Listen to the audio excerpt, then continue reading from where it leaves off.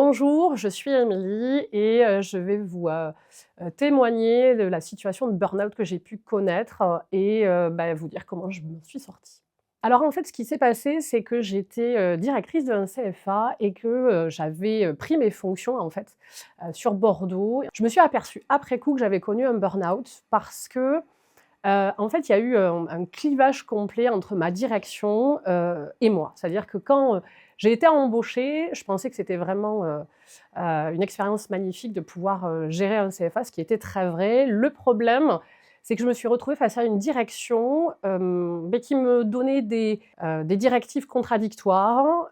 Ils m'ont complètement ligoté les mains dans mes actions, et ils étaient surtout très, très loin du terrain. Et au fur et à mesure, malgré tous mes efforts, malgré tout l'investissement que je pouvais, donner dans mon travail, en fait, on était sur 2 planètes complètement différentes.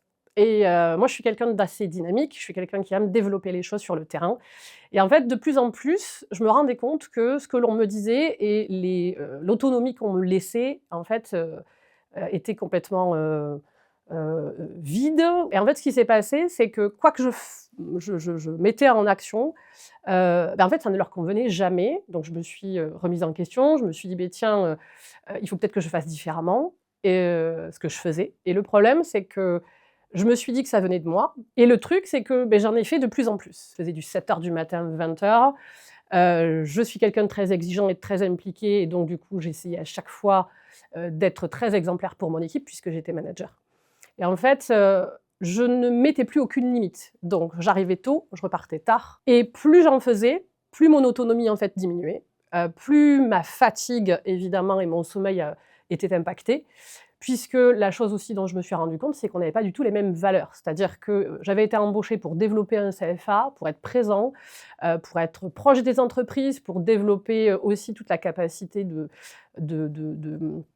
de développement de compétences de mes apprentis. Et ce qui s'est passé, c'est que, ma direction m'a toujours dit: «Non, ça va pas, ça va pas, ce que vous faites ne va pas». Et le problème, c'est que, en définitive, mon implication et mon énergie, ça me nuisait de plus en plus. Bon, après, je m'en suis rendu compte au fur et à mesure, hein. Et malgré la fatigue, en fait, je remettais le couvert. C'est-à-dire que, vu que je suis quelqu'un d'énergique, la grosse problématique, quand on est quelqu'un d'énergique, c'est qu'on veut toujours en faire plus et qu'on a toujours l'énergie de le faire. Le problème, c'est qu'on risque d'avoir une fatigue physique, une fatigue psychologique et une fatigue émotionnelle. Et moi, je me suis retrouvée à avoir les 3, à me remettre en question sans arrêt.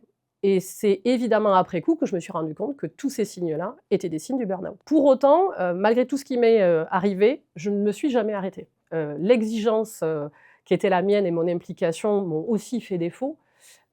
Parce que j'ai mis aussi longtemps à demander de l'aide. J'ai aussi mis longtemps à me rendre compte que ce que je vivais, mon équipe le vivait, puisque j'étais manager, mais j'avais aussi, une assistante. Et au fur et à mesure, on se rendait compte que ce que moi je vivais, les autres l'avaient vécu aussi et que c'était pas dû à moi, c'était dû à l'encadrement ou je vais plutôt dire à un manque d'encadrement. C'est là où l'effet miroir en fait des autres m'a permis de, demander de l'aide, de demander effectivement, à quelqu'un de m'accompagner pour prendre du recul et puis surtout pour me dire: «C'est pas en faisant plus qu'on va trouver la solution, au contraire».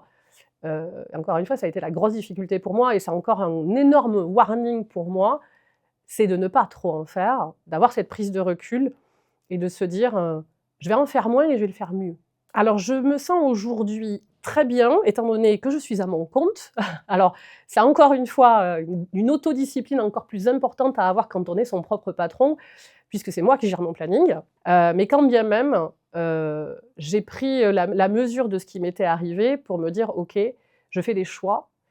Je sais très bien que si je vais, m'octroyer, une séance de massage ou de réflexologie, ou on va dire de balnéo, puisque ça fait partie de mes ressources, personnelles, ça me permet d'avoir des idées et ça me permet effectivement de me recharger, toujours sur ces indicateurs aussi bien physiques, émotionnels ou psychologiques. Parce que oui, la résilience aujourd'hui, on en parle beaucoup, sauf qu'on n'a pas tous les mêmes ressources, pour justement, dépasser certaines situations. On ne peut pas se mettre à la place des autres.